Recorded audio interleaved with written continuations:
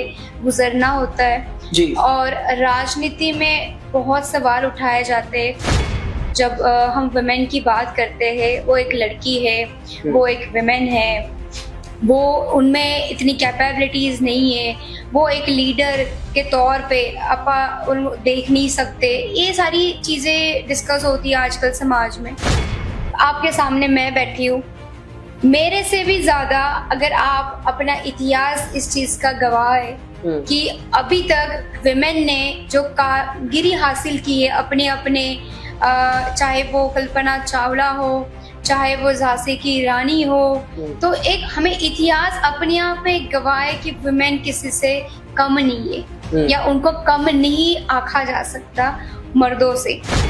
आज हम social discrimination की बात करते हैं, कहते वुमेन में कैपेबिलिटीज नहीं होंदी, फिजिकल इतनी स्ट्रेंथ नहीं होंदी कि वो चीज़ नू हासिल कर सके, उस मुकाम नू। कहते फाइनेंशियल सिचुएशन नहीं अच्छी वुमेन की। फिर और भी कई मुद्दे होते हैं, जैसे कहते इलिटरेट है, पढ़ी लिखी नहीं है, समझ नहीं है, एक्सपीरियंस नहीं है। ये सारे एक जो होती है लिस्ट गिनवाई जाती है कि this is she is not capable for this post या डेजिग्नेशन। सो मैं ये कहना चाहती हूँ कि if you are seeing women in that way, अगर वो पर्सपेक्टिव अब समाज में वो फिक्स ही कर लिया है कि we are seeing women as a secondary thing, we are not seeing her as a primary, या हम उसे वो जो बॉस या प्रायोरिटी या लीडर ऑफ द हाउस नहीं बना रहे। घर में ही अगर आप रिस्पेक्ट नहीं दोगे तो बाहर समाज रिस्पेक्ट कैसे देगा? पहले तो हमने शुरू करने चाहिए हमारे घरों से, जो मैं हमेशा सबको कहती हूँ। आप घरों में आपकी मम्मी हो, चाहे आपकी वो सिस्टर हो, चाहे वो आपकी पत्नी हो, अगर जब तक आप उसे रिस्पेक्ट, एक लोगों के समाज के सामने रिस्पेक्ट देना स्टार्ट ना करो, जब तक हम ये डोमेस्टिक वायलेंस जैसे केसेस खत्म ना करें, ये रेप जैसे केसेस खत्म ना करें, तब तक वुमेन हमेशा एक सेकेंडरी चीज हमें हमेशा समाज में समझी जाएगी। आपकी शुरुआत की बात करें, कैसे आना हुआ, मैं बात कर लूँ तो कहते पॉलिटिक्स में लड़कियों को मतलब अच्छा नहीं माना जाता।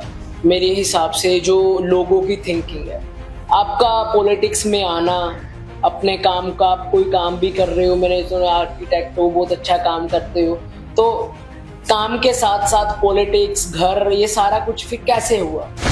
मैं महाराष्ट्र, तो जब मेरी शादी हुई, मैं पहले से ही जैसे एक बचपन से अगर मैं मेरी जर्नी की बात करूं तो एक सबसे ज्यादा योगदान मैं अपनी मदर को देती हूँ इसके लिए, बिकॉज हमने एक स्ट्रगलिंग जो होता है, आप जो सही कहते हो कि वुमेन की जो ग्रोथ होती है वो उसके रूट से होती है, बिल्कुल ठीक है, उसके जन्म से ही उसकी शुरुआत होती है एक इस समाज में लड़ाई के लिए।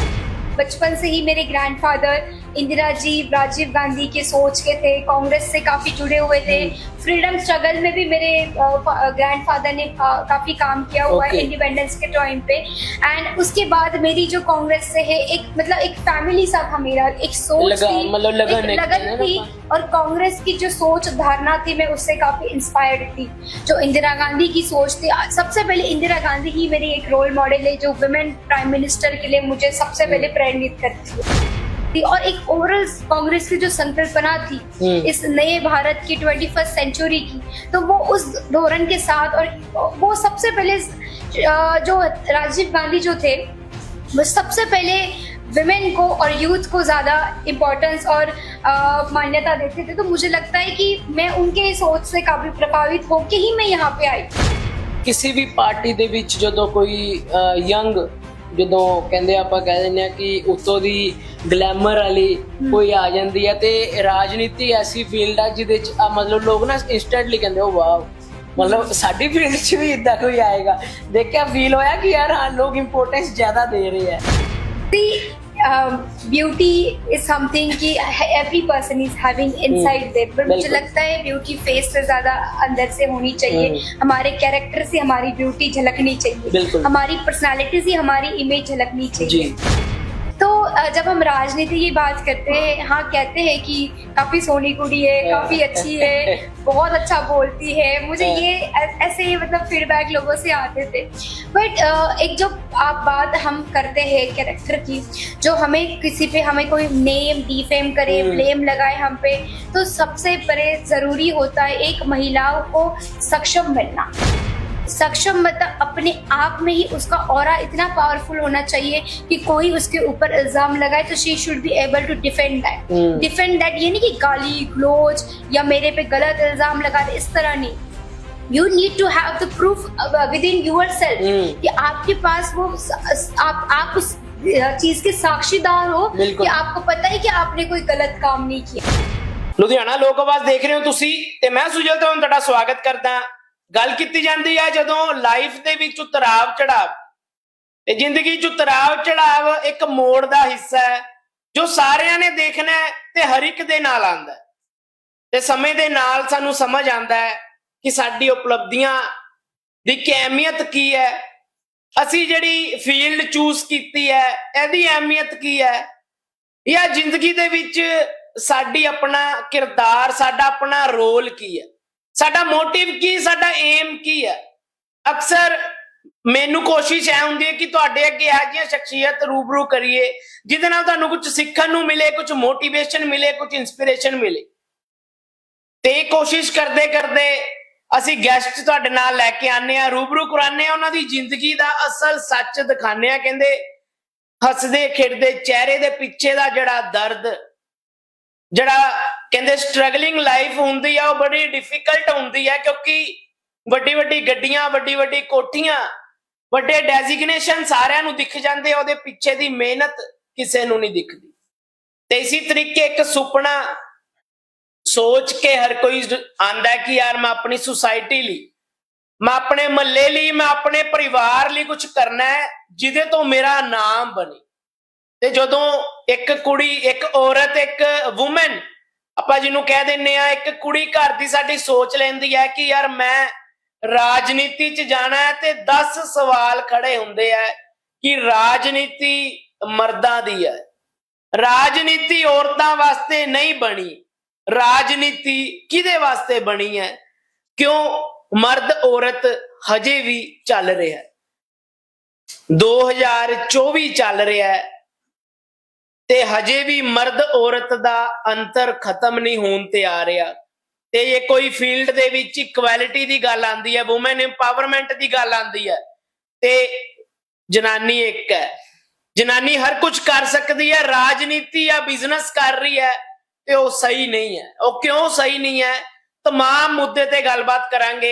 साडे नाल कांग्रेस तो यूथ लीडर रुतुजा दी मौजूद ने। तमाम मुद्दे ते गलबात करते हैं। किवें शुरुआत हुई कांग्रेस च आन दी, की अगों रोल रहणगे, की एम्स ने, की सुपना सोचा है?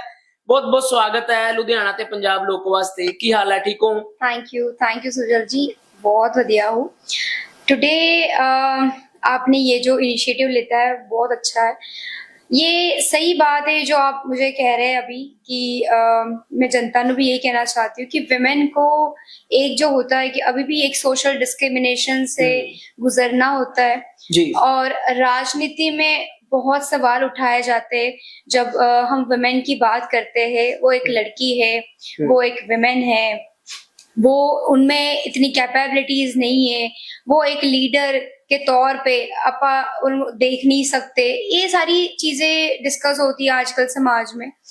आपके सामने मैं बैठी हूँ, मेरे से भी ज्यादा अगर आप अपना इतिहास इस चीज का गवाह है कि अभी तक विमेन ने जो कामगिरी हासिल की है अपने अपने, चाहे वो कल्पना चावला हो, चाहे वो झांसी की रानी हो, तो एक हमें इतिहास अपने आप में गवाह है कि विमेन किसी से कम नहीं है या उनको कम नहीं आंका जा सकता मर्दों से।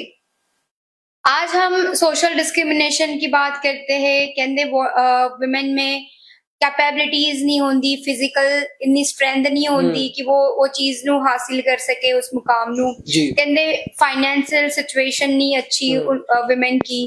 फिर और भी कई मुद्दे होते हैं, जैसे कहते इलिटरेट है, पढ़ी लिखी नहीं है, समझ नहीं है, एक्सपीरियंस नहीं है, ये सारे एक जो होती है लिस्ट गिनवाई जाती है बिल्कुल कि this is she is not capable for this post या डेजिग्नेशन। सो मैं ये कहना चाहती हूँ कि if you are seeing women in that way, अगर वो पर्सपेक्टिव अब समाज में वो फिक्स ही कर लिया है कि we are seeing women as a secondary thing, बिल्कुल we are not seeing her as a primary, या हम उसे वो Priority जो नहीं दे रहे हैं। बॉस या प्रायोरिटी या लीडर ऑफ द हाउस नहीं बना रहे। घर में ही अगर उसको अगर आप रिस्पेक्ट नहीं दोगे तो बाहर समाज रिस्पेक्ट कैसे देगा उसे?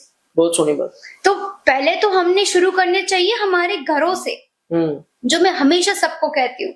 आप घरों में आपकी मम्मी हो, चाहे आपकी वो सिस्टर हो, चाहे वो आपकी पत्नी हो, अगर जब तक आप उसे रिस्पेक्ट एक लोगों के समाज के सामने रिस्पेक्ट देना स्टार्ट ना करो, जब तक हम ये डोमेस्टिक वायलेंस जैसे केसेस खत्म ना करें, ये रेप जैसे केसेस खत्म ना करें, तब तक वुमेन हमेशा एक सेकेंडरी चीज हमें हमेशा समाज में समझी जाएगी। आपकी शुरुआत की बात करें, कैसे आना हुआ, मैं बात कर लूं तो कहते पॉलिटिक्स में लड़कियों को मतलब अच्छा नहीं माना जाता मेरे हिसाब से, जो लोगों की थिंकिंग है। आपका पॉलिटिक्स में आना, अपने काम का आप कोई काम भी कर रहे हो, मैंने सुना आर्किटेक्ट हो, बहुत अच्छा काम करते हो, तो काम के साथ साथ पॉलिटिक्स, घर, ये सारा कुछ फिर कैसे हुआ? मैं महाराष्ट्र, तो जब मेरी शादी हुई मैं पहले से ही जैसे एक बचपन से अगर मैं मेरी जर्नी की बात करूं तो एक सबसे ज्यादा योगदान मैं अपनी मदर को देती हूँ इसके लिए, बिकॉज हमने एक स्ट्रगलिंग जो होता है, आप जो सही कहते हो कि वुमेन की जो ग्रोथ होती है वो उसके रूट से होती है, बिल्कुल ठीक है, उसके जन्म से ही उसकी शुरुआत होती है एक इस समाज में लड़ाई के लिए। देखो हम देखते हैं कि वुमेन को आजकल हम देखते हैं कि लड़की हुई तो लोग अफसोस मनाते हैं कुछ कुछ रूरल एरियाज में कि लड़की हुई है, ठीक है, हमें लड़की को हम एज ए गिफ्ट नहीं लेते, या हम भगवान का एक रूप है, साक्षात वो एक देवी माँ का रूप है, हम देवियों की पूजा करते हैं, हम उसको मानते ही नहीं है। अगर हम उस देवी को ही अगर एक्सेप्ट नहीं करेंगे तो इस सोसाइटी में हम हमेशा से वो आप देखते हो कि स्त्री भ्रूण हत्या, मतलब जैसे कहते हैं कि पेट में ही उसे मार दिया जाए कि तो ये चीज जब तक समाज में खत्म ना होगी। अब मेरी जो एक जर्नी थी कि जैसे मेरी जो चाइल्डहुड पीरियड था तो उसमें मेरी मदर ने हर वो चीज मेरे को देने की कोशिश की जो मेरे भाई को मिलती थी, कि जैसे मुझे हर वो कपड़े देना, चाहे वो एजुकेशन देना, चाहे वो हर स्पोर्ट्स एक्टिविटीज में इन्वॉल्व करना, चाहे वो कोई कंपटीशन और डांस कंपटीशन में मुझे इन्वॉल्व करना। फिर उसके बाद जहाँ पे जैसे एजुकेशन कंपटीशन होती है जिसमें स्पीच होता है, कम्युनिकेशन होती है, उन्होंने मुझे जो एक स्टेज डेयरिंग, स्टेज कॉन्फिडेंस जो बनाना होता है किसी का, तो वो मेरे बचपन से ही शुरुआत हुई उस चीज की। एक लीडर बनने की जो मेरी जर्नी है वो मुझे लगता है कि वो मेरी जो 5-6 साल 10 साल की जब मैं थी, एक ऋतुजा थी, तब वो वहीं से स्टार्ट हुई मेरी जर्नी कि मैं अलग अलग कॉम्पिटिशंस में पार्ट लेती थी।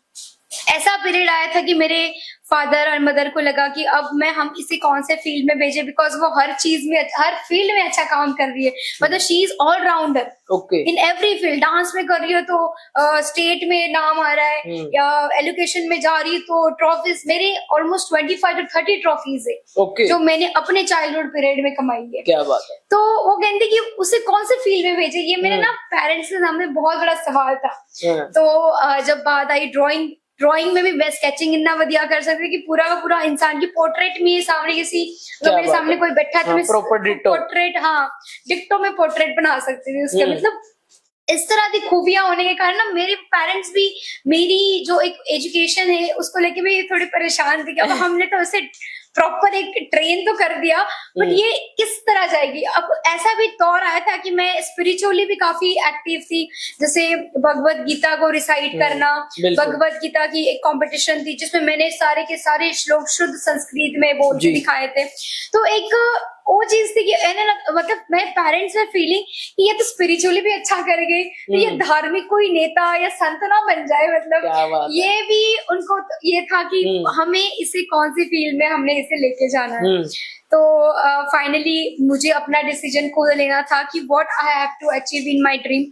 जब हम 12th में थे तो I chose architecture as my field. Okay तो वहां से मेरा सबसे पहले संघर्ष स्टार्ट हुआ है कि architecture is not made for women. तो जो लड़ाई कहते हैं वुमेन की, वो मेरे सबसे पहले वही से स्टार्ट हुई कि नहीं, मैं तो करके दिखाऊंगी फिर। अगर ये लड़कियों के लिए बनी नहीं है तो मैं ये फील्ड में जरूर जाऊंगी। वो कहते हैं कि वो साइट विजिट होती है, साइट पे जाके खड़ के कंस्ट्रक्शन करवाना होता है, लेबर से डीलिंग होती है, ये लड़कियां थोड़ी करती है, ये तो लड़के काम करते हैं। तो एक वो जो एग्जाम्पल था, मैंने वो जर्नी का मैंने वहां से सेट करना स्टार्ट कर दिया। I did my BArch and I topped in my college. I am the gold medallist. तो वहां पे after achievement of that I thought let's travel around the world, and I visited 2-3 countries and I started exploring India even। मैं जाती थी अपनी backpack pack करके, हमने 10-15 group बना के आर्किटेक्ट्स हम लोग ट्रैवल करते थे। वहां पे मैंने कुछ ऐसे एक्सपीरियंस शेयर किए, जैसे मैं देखती थी पब्लिक एरियाज में लड़कियों को ईव टीजिंग हो रहा है, मेरे साथ ही लड़कियां थी, उन्होंने काफी ऐसे एग्जाम्पल्स हमने देखे वहां पे। तो मुझे कहीं ना कहीं सोसाइटी का एक जो फेस था जो शायद मुझे कंफर्ट जोन में नहीं देखने मिला था, तो वो मुझे after during the journey in this India मुझे वो देखने मिली। कांग्रेस में कैसे आना हुआ फिर? कांग्रेस में माई पार्टी जो एक बचपन से ही मेरे ग्रैंडफादर इंदिरा जी, राजीव गांधी के सोच के थे, कांग्रेस से काफी जुड़े हुए थे। फ्रीडम स्ट्रगल में भी मेरे ग्रैंडफादर ने काफी काम किया हुआ है इंडिपेंडेंस के टाइम पे। एंड उसके बाद मेरी जो कांग्रेस से है एक मतलब एक फैमिली सा था मेरा, एक सोच थी, मतलब लगन थी, और कांग्रेस की जो सोच धारणा थी मैं उससे काफी इंस्पायर्ड थी। जो इंदिरा गांधी की सोच थी, सबसे पहले इंदिरा गांधी ही मेरी एक रोल मॉडल है जो वुमेन प्राइम मिनिस्टर के लिए मुझे सबसे पहले प्रेरित करती है। तो राजीव गांधी की जो सोच थी और एक ओवरऑल कांग्रेस की जो संकल्पना थी इस नए भारत की 21st सेंचुरी की, तो वो उस धोरण के साथ, और वो सबसे पहले जो राजीव गांधी जो थे वो सबसे पहले विमेन को और यूथ को ज्यादा इम्पोर्टेंस और मान्यता देते थे। तो मुझे लगता है कि मैं उनके सोच से काफी प्रभावित होके ही मैं यहाँ पे आई, कांग्रेस में आई। फिर क्या देखा, मतलब कहते ना कि किसी भी पार्टी ਦੇ ਵਿੱਚ ਜਦੋਂ ਕੋਈ ਯੰਗ ਜਦੋਂ ਕਹਿੰਦੇ ਆਪਾਂ ਕਹਿ ਦਿੰਦੇ ਆ ਕਿ ਉੱਤੋਂ ਦੀ ਗਲੈਮਰ ਵਾਲੀ ਕੋਈ ਆ ਜਾਂਦੀ ਹੈ, ਤੇ ਰਾਜਨੀਤੀ ਐਸੀ ਫੀਲਡ ਆ ਜਿਹਦੇ ਚ ਮਤਲਬ ਲੋਕ ਨਾ ਇੰਸਟੈਂਟਲੀ ਕਹਿੰਦੇ ਉਹ ਵਾਓ, मतलब साडी फील्ड च भी इदा कोई आएगा, देख के फील होया कि यार हाँ लोग इम्पोर्टेंस ज्यादा दे रहे हैं।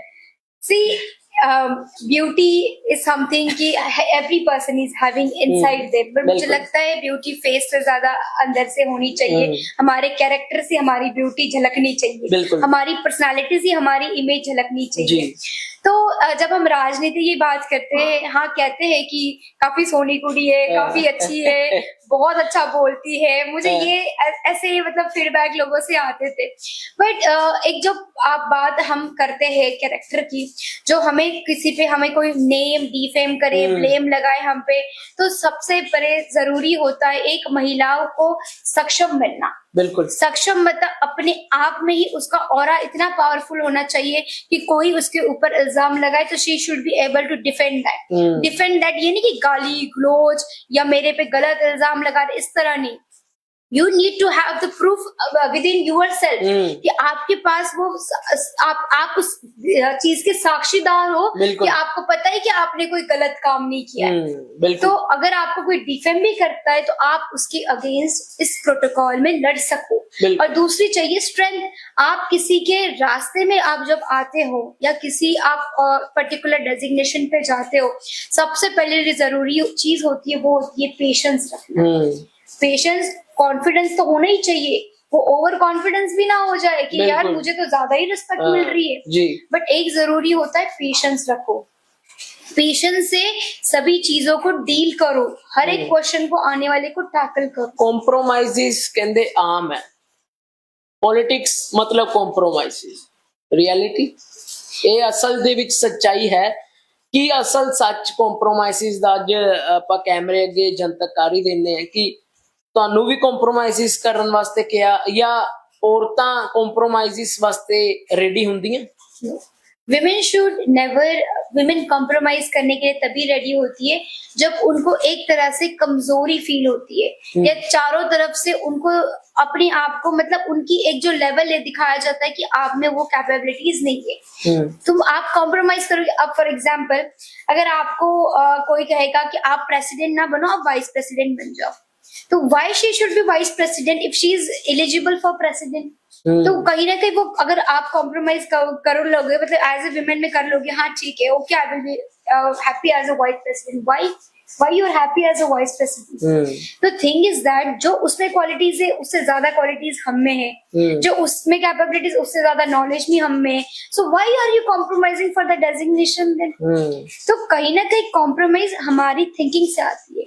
अगर हम हमारे आप में स्ट्रेंथ ना फील करें तो वो कॉम्प्रोमाइज हो जाती है फिर। बिल्कुल। तो अगर आप इस सोच के, इस विजन के साथ चलो कि हमें अपने आप में कॉन्फिडेंस है, मैं इस चीज कर सकती हूँ, so why are you trying to make yourself, मतलब आप अपने आप को कमजोर क्यों समझ रहे हो?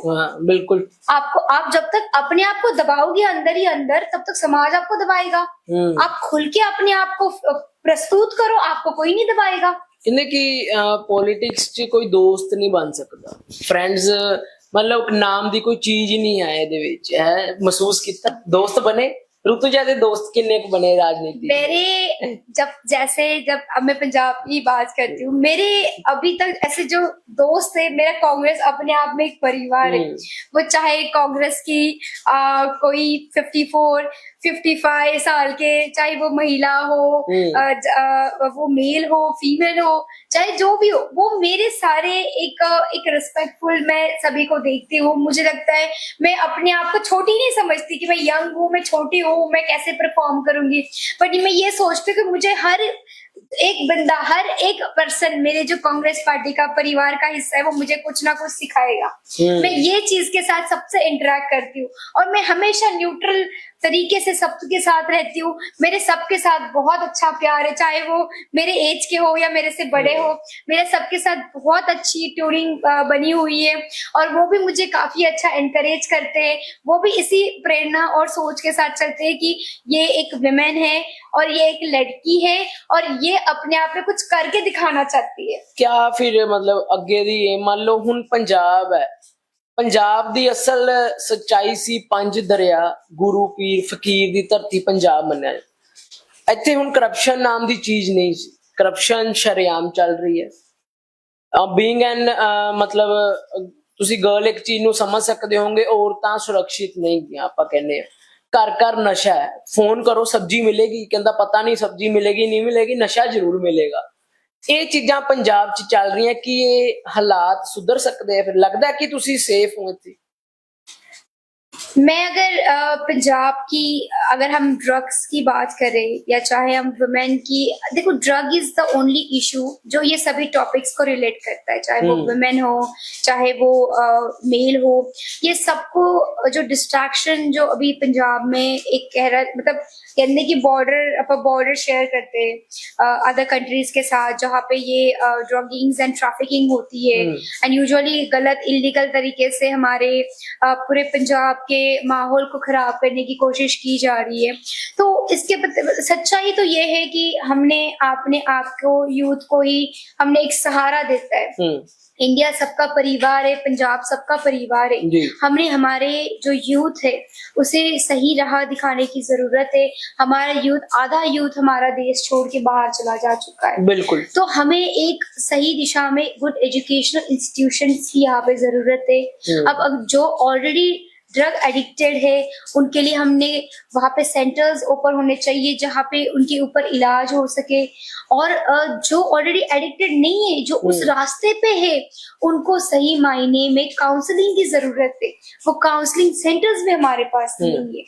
तो हमारे पास जब तक ये चीजें इंफ्रास्ट्रक्चर की बनती नहीं है, एजुकेशन में जब तक हमारे पास उस तरह की। अब आप बैंगलोर जाओ, आप दिल्ली से आगे जाओ, पुणे जाओ, साउथ इंडिया जाओ, आपको दिखेंगे कि वहां पे पढ़ाई में ज्यादा बच्चे एंगेज्ड है, ना कि ज्यादा यहाँ पे मैं देखूं कोई BMW लेके घूम रहा है, तो कोई रोल्स रॉयस लेके घूम रहा है, और साथ में नशा भी लेके घूम रहा है गाड़ी में। बिल्कुल।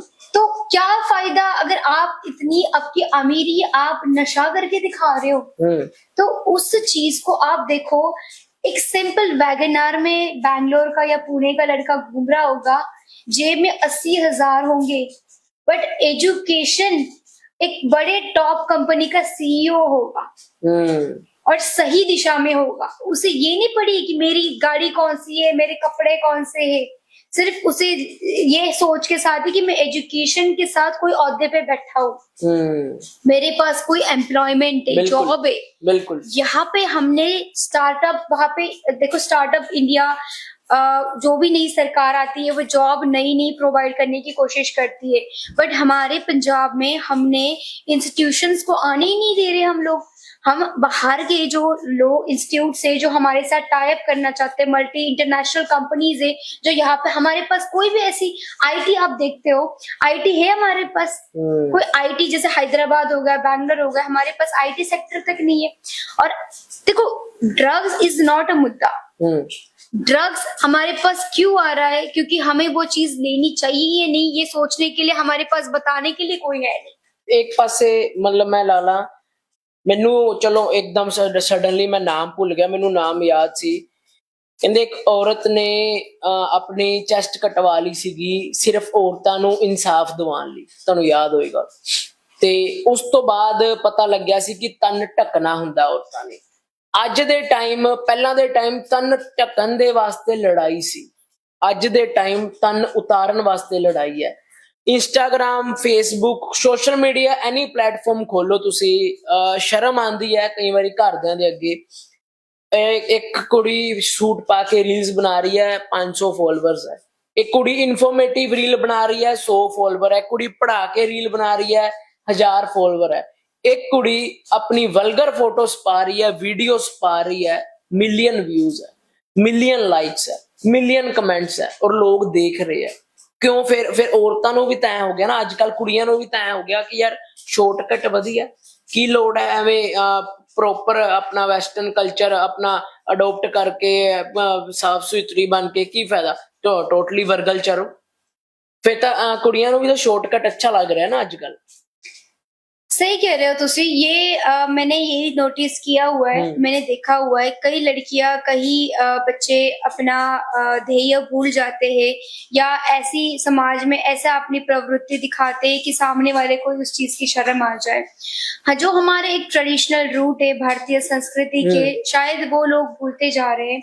हमें भारतीय संस्कृति को जागरूक करने की बहुत जरूरत है। जो एक सनातन धर्म का हमारा एक जो हिंदुइज्म अगर हम बात करें, या हमारी एक भारतीय संस्कृति ही ओवरऑल ट्रेडिशनल्स की बात करें, वो कहीं ना कहीं हमारे पास वो चीजें हम मिस कर जा रहे हैं। हमारे पास एक सेंटर्स नहीं है जो हमें इस चीज के बारे, चलो हमारे जो टीचर्स ही हम बात करें, अगर हम प्राइमरी एजुकेशन की बात करते हैं, प्राइमरी सेकेंडरी में हमारे पास कोई ऐसे टीचर्स नहीं है कि जो हमें हमारे ट्रेडिशंस के बारे में बता सके। जो उनको ही पता नहीं वो हमें क्या बताएंगे। तो कहने का मतलब है कि बच्चों के जो रूट्स होते हैं, जो संस्कार होते हैं ना, वो उनके एक, हम कहते हैं कि रूट्स जो होते हैं वो ट्रेडिशंस, हमें एक कोई ना कोई जरूरत है कि वो दोबारा हमें जागरूक करे, कोई हमें आके, उसके लिए हमें चाहिए, हमें सेंटर्स चाहिए, हमें वोकेशनल ट्रेनिंग्स चाहिए बच्चों को, यूथ को।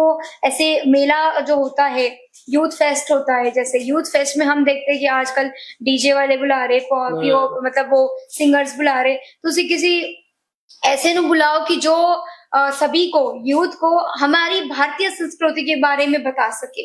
ਪਹਿਲਾਂ ਦੇ ਟਾਈਮ ਇਦਾਂ ਨਹੀਂ ਹੁੰਦਾ ਸੀ। ਅੱਜ ਦੇ ਟਾਈਮ ਕਲੱਬਸ ਦੇ ਵਿੱਚ ਅਗਰ ਗਲਾਸ ਫੜ ਕੇ ਚੀਅਰਸ ਕਰ ਰਹੀਆਂ ਕੁੜੀਆਂ, ਜਾਂ ਹੁੱਕਾ, ਵੇਪ, ਸਿਗਰਟਸ, ਛੱਲੇ ਬਣਾ ਰਹੀਆਂ, ਬੜਾ ਕੂਲ ਲੱਗਦਾ ਉਹਨਾਂ ਨੂੰ ਕਿ ਵੀ ਆਰ ਕੂਲ, मतलब ਤੇ ਤੂੰ दारू नहीं पीती, तू तो फिर पिछले जमाने की है, तू मॉडर्न नहीं है। ਅੱਜ ਸਭ ਤੋਂ ਵੱਡੀ ਚੀਜ਼ ਸ਼ੂਗਰ ਡੈਡੀ, ਸੁਣਿਆ ਤੁਸੀਂ वर्ड ਸ਼ੂਗਰ ਡੈਡੀ? और ये चीज सब तो ज्यादा शर्मनाक चीज है। जड़ी कुड़ी ਇੱਕ ਘਰ ਦੇ ਵਿੱਚੋਂ ਮਾਂ-ਬਾਪ ਆਪਣੀ ਜਮਾ ਪੂੰਜੀ ਕਿਰਾਏ ਤੇ ਜਿੱਦਾਂ ਮਰਜ਼ੀ ਵੇਚ ਵੱਟ ਕੇ ਗਿਰਵੀ ਰੱਖ ਕੇ ਕੁੜੀ ਨੂੰ ਬਾਹਰ ਭੇਜਦੇ ਆ। ਸਾਡੀ ਕੁੜੀ ਬਾਹਰ ਜਾਏਗੀ, ਬਾਹਰ ਜਾ ਕੇ ਨਾਮ ਕਮਾਏਗੀ, ਕੁਝ ਕਮਾ ਕੇ ਸਾਨੂੰ ਸਾਡਾ ਬੁਢਾਪਾ ਸੁਧਾਰੇਗੀ, ਪਰ ਉਹ ਆਪਣੇ ਹੀ ਪਿਓ ਦੀ ਉਮਰ ਦਾ ਬॉयਫ੍ਰੈਂਡ ਬਣਾ ਕੇ ਉਹਦੇ ਪੈਸਿਆਂ ਤੇ ਰਾਜ ਕਰ ਰਹੀ ਹੈ। ਫਿਰ ਇਹ ਕਿੰਨਾ ਕੁ ਸਹੀ ਹੈ? ਫਿਰ ਇੱਕ ਪਾਸੇ ਤਾਂ ਆਪਾਂ ਕਹਿੰਦੇ ਆ ਕਿ ਵੂਮਨ ਇੰਪਾਵਰਮੈਂਟ, ਵੂਮਨ ਇਕੁਐਲਿਟੀ, ਇਹ ਵੂਮਨ ਇਕੁਐਲਿਟੀ ਹੋਈ। ਫਿਰ ਇਹ ਵੂਮਨਸ ਦੇ ਉੱਤੇ ਕੀ ਓਪਰਚੁਨਿਟੀ ਉਸ 50 ਸਾਲ ਦੇ ਬੰਦੇ ਨੇ ਆਪ ਦਿੱਤੀ? ਇੱਕ 25 ਸਾਲ ਦੀ ਕੁੜੀ ਨੇ ਆਪ ਹੱਥ ਮਿਲਾਇਆ ਤਾਂ ਹੀ ਸ਼ੂਗਰ ਡੈਡੀ ਬਣਿਆ ਨਾ। ਉਹ ਇਹ ਚੀਜ਼ਾਂ ਫਿਰ ਕਿਉਂ ਪਿੱਛੇ ਰਹਿ ਜਾਂਦੀਆਂ? ये चीजें के लिए ਇਹਨਾਂ ਦੇ ਉੱਤੇ ਮੁੱਦਾ ਕਿਉਂ नहीं बनता फिर? मैं ये सही कह रही हूँ। आप कहीं ना कहीं कहते हैं कि विमेन को हमने फ्रीडम नहीं दी। अगर हम फ्रीडम भी देते तो कहते विमेन ये सारी चीजें कर लेती जो आपने अभी मुझे जी। बताई कि लड़कियों को ज्यादा फ्रीडम दो तो ये चीजें बिल्कुल। गलत दिशा में महिलाएं या लड़कियां आगे चल पड़ती है। अगर उनको घर में रखे तो वो कहते हैं कि हमें दबाया जा रहा है, हमें इनइक्वालिटी मिल रही है, हमें वो प्लेटफॉर्म नहीं दिया जा रहा। तो कहीं ना कहीं मुझे लगता है कि कैपेबिलिटीज किसी हर एक बंदे में अंदर कैपेबिलिटीज होते जी। और संस्कार होते। तुसी अगर देखोगे एक माँ दी बहुत बड़ा इत्थे रोल है, जिम्मेदारी बिल्कुल। रोल प्ले करती है कि किस दिशा में अपनी बच्ची नू या अपने बेटे नू तुसी ग्रो कर रहे हो। जी। अगर माँ ही किट्टियां करते रही तो बच्चियां क्यों नहीं करेगी ये ये चीज? ट्रेंड खत्म हो जाएगा। ये इस ट्रेंड को खत्म करने के लिए सबसे पहले जो मैं कह रही हूँ कि एक हमारे जो पिछली जनरेशन जैसे फादर साहब फादर मदर की जनरेशन ही और आगे आने वाले कहते हैं कि अभी आजकल कहते हमारी हैं आखिरी अल्फा generation अल्फा है। जनरेशन के अंदर अभी एक्स जनरेशन अल्फा जनरेशन के अंदर आजकल ये भी वर्ड का कहते हमारी जो जनरेशन है ना, ये आखिरी जनरेशन है जिनकी माओ को कुछ कम पता है या कुछ कम नॉलेज है फोन्स की, ये वो। कम आने वाली जो माए हैं उनको सारी नॉलेज है टोटली। ब्लॉग क्या कहते है, हैं ये क्या है। कि सोशल मीडिया इस चीज में काफी हाँ, बड़ा रोल प्ले करती बिल्कुल। है। जो एक अपा कहते हैं कि फिल्म इंडस्ट्री के बारे में अगर मैं आपको कहूँ, फिल्म इंडस्ट्री एक इतनी पावरफुल वेपन है ना। जी। अगर उसको सही दिशा में चला गया तो हमारा सारा का सारा हमारा यूथ ही है, हमारा इंडिया आधे से ज्यादा यूथ से भरा पड़ा है। अगर हम फिल्म इंडस्ट्री को इसमें ज्यादा इन्वॉल्व करते हैं, बिकॉज आजकल की जो संस्कृति बिगड़ी है, मैं आपको इसको थोड़ा पीछे लेके जाना चाहती हूँ 1884 से लेके रेप केसेस का अगर आप रेशो देखोगे। मैं रेप केसेस की बात करने वाला था कि लोग कहते हैं कि लड़कियां उकसा देती हैं, लोग कहते हैं कुड़ियां उकसांदियां रेप ਨੂੰ ਤਾਂ ਹੀ ਹੁੰਦਾ ਹੈ। ਉਹ ਇੱਕ ਡਾਕਟਰ ਹੈ, ਉਹ ਲੋਕਾਂ ਦੀ ਜਾਨ ਬਚਾਉਂਦੀ ਹੈ।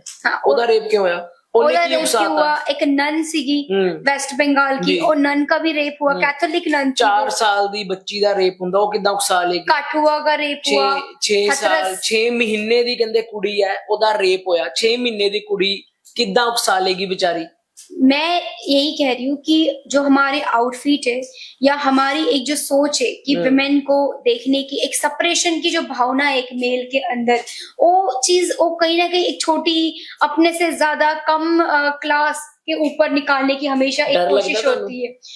ਕਿ डर तो society रहता ਚ है, ਅਗਰ डर तो ਤੁਰ ਰਹੇ ਆ बहुत ਤੇ लगता है समाज ਅਗਰ में। ਕਿਸੇ ਨਾਲ ਹੋ ਰਿਹਾ ਹੈ, ਅਗਰ ਇਹ ਕੱਲ ਨੂੰ ਸਾਡੇ ਨਾਲ ਹੋ ਗਿਆ ਫਿਰ? डर हमेशा रहता है। डर इसलिए रखता है कि हमारी जो सिविक सेंस है, सिविक सोसाइटी की जो सिविक सेंस है, वो कहीं ना कहीं हम यहाँ पे वो चीज भूलते जा रहे हैं। हमारी जी। संस्कृति बहुत पिछड़ी हो जा रही जी। है। आज मैं सूट पाऊँ तो मुझे कहेंगे यार ये तो काफी बैकवर्ड है, यार ये काफी आउटवर्ड है, इसको तो कोई फैशन का सेंस ही नहीं है। जबकि मैं अपने ट्रेडिशंस को लेके चल रही हूँ, मैं अपनी मूल संस्कृति को छोड़ना नहीं चाहती। जो मेरे माँ बाप ने मुझे जो बचपन से एक फैमिली वैल्यूज के साथ बढ़ाया है, मैं उसको नहीं छोड़ सकती। चाहे कितनी भी मर्जी मुझ पे कोई प्रेशर करे, कुछ करे। आजकल तो बच्चों से प्रेशर भी बर्दाश्त नहीं होता। सुसाइडल केसेस देखो कितने हो रहे हैं समाज में। देखो अगर मैं पॉइंट से भटकना नहीं